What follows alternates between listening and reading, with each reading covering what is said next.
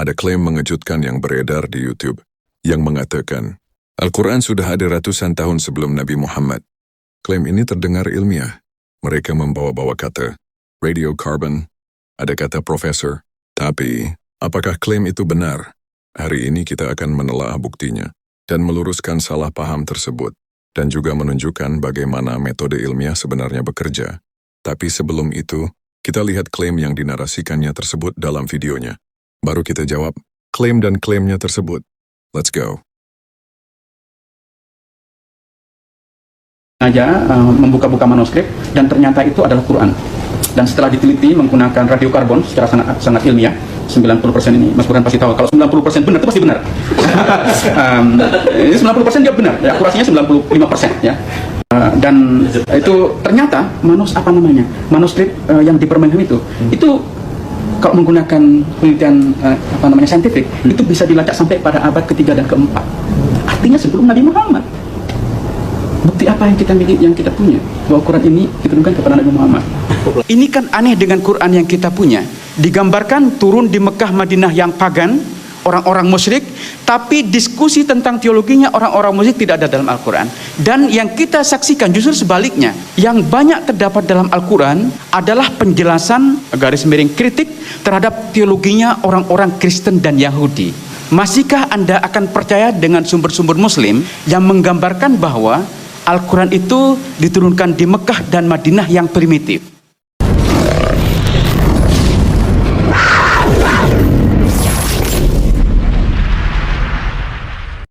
Baik, saya akan menanggapi narasi panjang dalam videonya Munim Siri tersebut dengan pendekatan ilmiah tanpa bias dan membongkar kekeliruan logika, salah tafsir, serta manipulasi data yang dilakukan Munim Siri.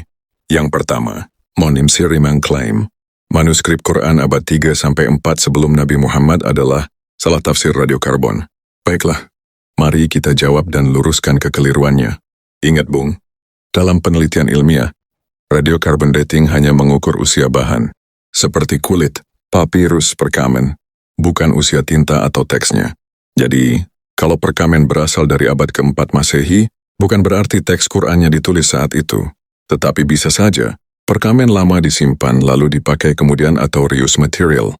Kemudian, temuan di Birmingham yang Munim Siri bawa-bawa itu justru menegaskan teksnya cocok dengan mushaf standar abad ke-7 Masehi, sesuai zaman Nabi Muhammad. Profesor David Thomas di University of Birmingham menegaskan, hasilnya konsisten dengan penulisan mushaf pada masa hidup Nabi Muhammad.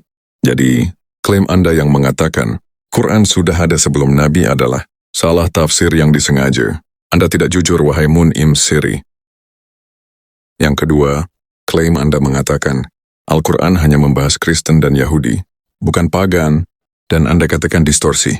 Tetapi sayangnya, klaim Anda keliru, Bung. Karena faktanya, Al-Quran justru sangat banyak mengkritik kemusyrikan Arab. Silakan Anda lihat dalam Al-Quran Surat Al-An'am, ayat 136-150, Al-Quran Surat Yunus ayat 18, Al-Quran Surat Al-Najm ayat 19-23, dan Al-Quran Surat As-Saffat ayat 91-96. Ayat-ayat tersebut jelas membongkar penyembahan berhala, jimat persembahan untuk selain Allah, bahkan menyebut nama berhala utama Quraisy. Selain itu, mengapa ada juga kritik terhadap Yahudi dan Nasrani, seperti yang Anda katakan? Jawabannya karena 1. Di Mekah dan Madinah, ada komunitas Yahudi dan Nasrani yang mempengaruhi perdebatan keagamaan. 2. Misi Islam universal, bukan hanya untuk Quraisy pagan, sehingga kritik teologis mencakup semua penyimpangan tauhid. Jadi, argumen Anda mengandaikan audiens Quran hanya pagan, itu adalah kesalahan besar. Padahal, sejak awal dakwah Nabi berinteraksi dengan beragam kelompok. Kesimpulannya, Anda jangan membuat kebohongan publik. Yang ketiga, tuduhan Anda yang mengatakan teks Quran dimodifikasi 2000 huruf alif adalah misinformasi. Tuduhan Anda tersebut merujuk pada riwayat tentang Ubaidullah bin Ziyad. Dalam kajian filologi Quran, penambahan alif bukan perubahan makna, tetapi standarisasi ortografi untuk memudahkan baca. Bahasa Arab awal memakai rasim tanpa tanda vokal, sehingga penambahan huruf panjang hanya membantu pembacaan, bukan mengubah isi wahyu. Sama seperti modernisasi ejaan tulisan doa, berubah seperti ini doa, dan hal tersebut tidak mengubah makna, hanya penyesuaian tulisannya. Jadi kesimpulannya, percuma Anda sekolah tinggi, tetapi ujung-ujungnya Anda cacat dalam membuat klaim. Yang keempat, klaim Anda yang mengatakan Mekah dan Madinah itu primitif, sehingga tidak mungkin lahir teks filosofis. Ingat, Bung, klaim Anda tersebut adalah bias orientalistik lama. Klaim Anda tersebut berasal dari teori abad ke-19 yang menganggap Jazirah Arab terisolasi. Tetapi sayangnya, justru riset arkeologi modern membantah klaim Anda. Perlu Anda ketahui dan ingat, Mekah dan Madinah berada di jalur perdagangan internasional yang menghubungkan Yaman Levant dan Persia. Orang Quraisy saat itu berinteraksi dengan komunitas Yahudi di Yatsrib dan Nasrani di Najran. Maka, wajar jika Al-Quran merekam perdebatan teologis yang sophisticated karena masyarakat Arab berhubungan langsung dengan peradaban besar. Kesimpulannya, klaim Anda tersebut zong dan salah besar.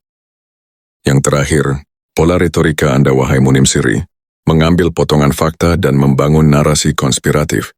Anda mengutip penelitian Barat tanpa konteks penuh, sehingga Anda menyajikan teori Quran dari Mesopotamia yang diambil dari John Wansbrough, dan seolah itu fakta.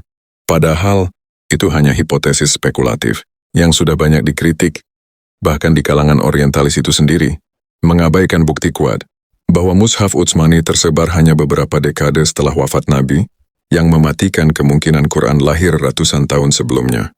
Kesimpulan ilmiah dari video ini: 1. Radiokarbon mengukur usia bahan, bukan usia tulisan. Semua hasil konsisten dengan masa Nabi, bukan sebelumnya. 2. Kritik Quran mencakup pagan, Yahudi, dan Nasrani karena misi Islam universal dan konteks masyarakat yang beragam.